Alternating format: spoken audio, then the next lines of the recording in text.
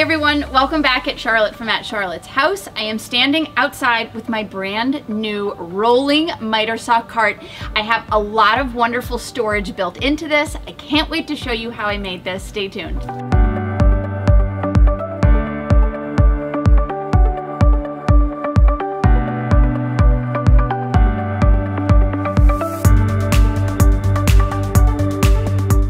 I bought this miter saw off Craigslist about 8 years ago when we moved to the suburbs, and it's definitely served me well.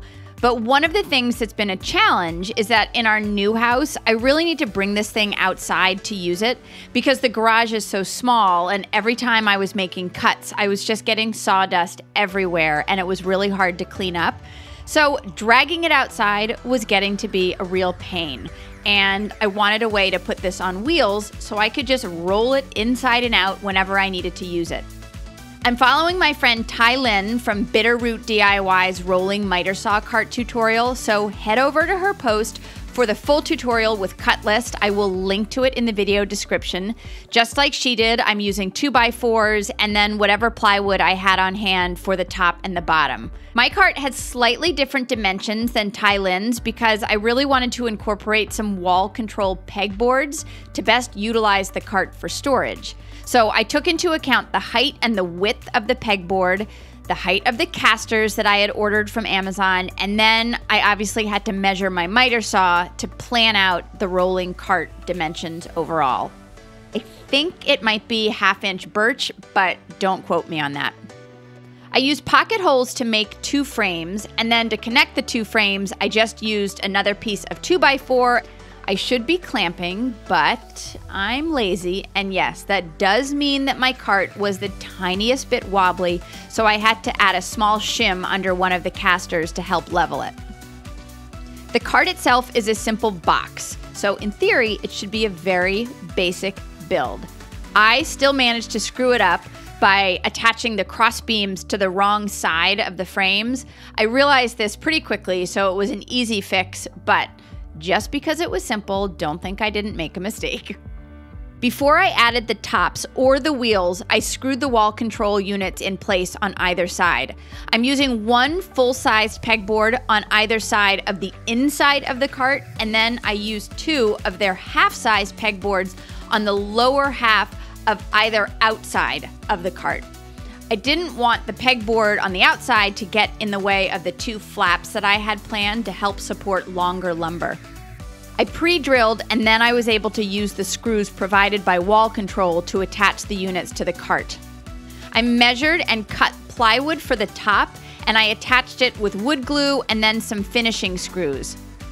Not shown in the video is a piece of plywood that I cut and screwed in place to the bottom of the inside of the cart. Again, I attached this with wood glue and finishing screws. For the bottom, to support the casters, I cut triangles from plywood for each corner. I could definitely have cut a full rectangle, but I was working with scrap wood, and so all I needed was the corner to support the wheelbase. With the ratchet, I was able to easily remove the saw from the stand that it came with. Make sure you save the nuts and the bolts. I put my saw in place on the cart and then used a pencil to mark where the bolts needed to go, and then I moved the saw away and used a Forstner bit to drill holes through that plywood in the top of the cart. And then it was as simple as using my ratchet to tighten them in place. Easy peasy. To build the 2 wings, I made another pair of frames using 2x4s and pocket holes, and then I traced each side onto some plywood, and I cut the plywood to make the top for each wing. The 2 flaps are obviously the same width as the cart, and then I measured them to go down just as far as the pegboard, so when they're folded in place, there's not any extra room between the pegboard and the flap.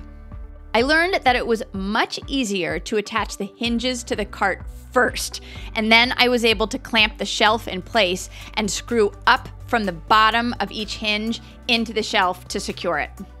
I also had a handful of accessories to go with my wall control pegboard. I grabbed a shelf to hold any of that extra scrap wood.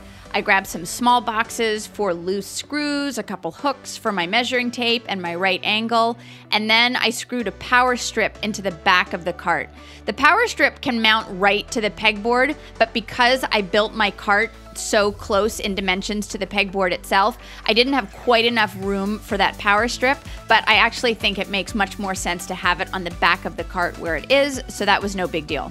I have no idea why it took me so long to make this. It is a fairly easy project, and then the added storage that all these different wall control pegboards provide, the whole thing is a lifesaver. Don't forget to subscribe to my YouTube channel. Leave me a comment, let me know what you think.